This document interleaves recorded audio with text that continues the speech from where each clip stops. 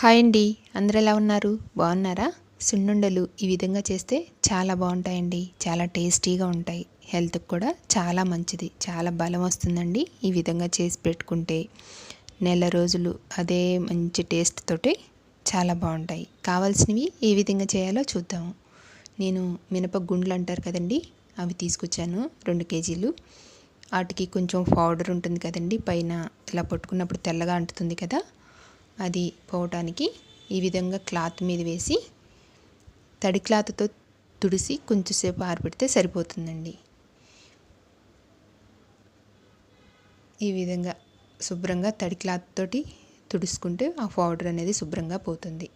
ఇప్పుడు వీటిని ఫ్రై చేయాలి. చక్కగా ఫ్రై చేసుకోవాలండి, మాడకుండా మంచిగా ఫ్రై చేయాలి. ఫ్రై చేసే దాన్ని బట్టే మనకు సున్నుండ టేస్ట్ వస్తుంది. లేకపోతే కొంచెం ఫ్రై అవ్వకపోయినా పచ్చి వాసన వస్తుంది. ఎక్కువ ఫ్రై అయినా బాగా మాడినట్లు అయిపోతుంది. పొద్దాకలా కదిపిస్తూనే ఉండాలి. హై ఫ్లేమ్ పెట్టకుండా మరీ లో ఫ్లేమ్ పెట్టకుండా మీడియం ఫ్లేమ్ పెట్టి చక్కగా దోరగా వేపాలి.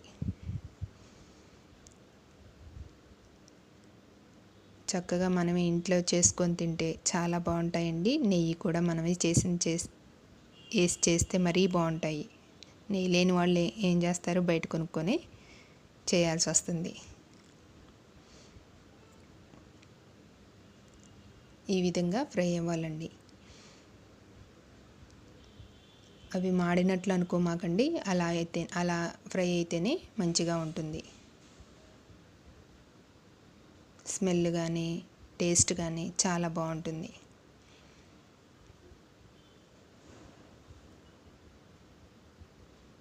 ఇప్పుడు ఇవి మిక్సీ పట్టేవాళ్ళు మిక్సీ పట్టుకోవచ్చండి. నేను మిల్లు పట్టించాను, 2 కేజీలు కదా, మిక్సీ అయితే చాలా టైం పడుతుందని ఈ బౌల్ తోటి కొలిసానండి. 2 కేజీలు 2 గిన్నెలను హాఫ్ గిన్నె అయ్యాయండి.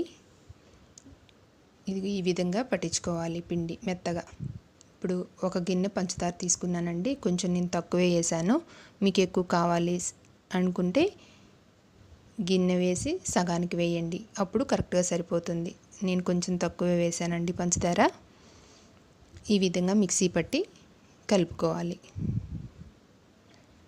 కలుపుకొని ఒక డబ్బా పోసామనుకోండి, మనకు కావాల్సినప్పుడు ఉండలు చేసుకోవచ్చు.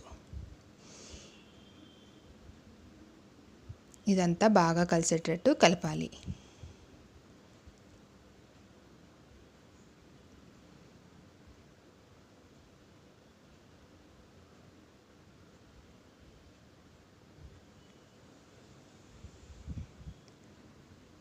నెయ్యండి, నేను ఇంట్లోనే చేశాను ఇది.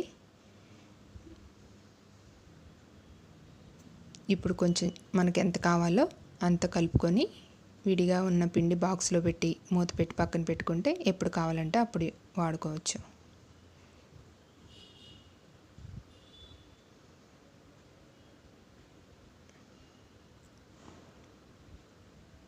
కొంచెం కష్టం అనిపించింది కానీ పని చాలా టేస్టీగా ఉంటాయండి, చాలా బాగుంటాయి.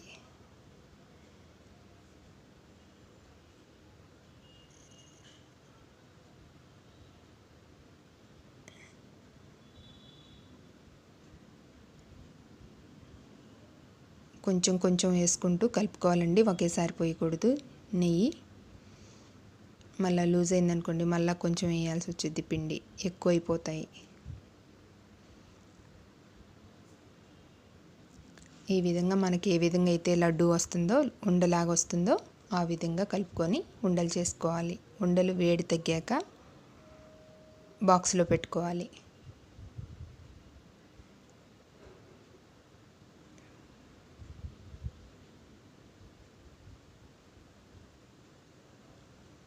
అదేవిధంగా అన్నీ చేసుకోవాలి.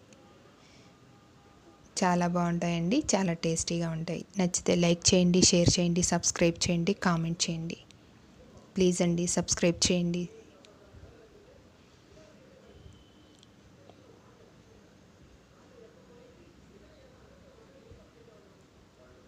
రోజుకొక వండ తింటే హెల్త్కి కూడా చాలా మంచిది, మంచి బలం అండి.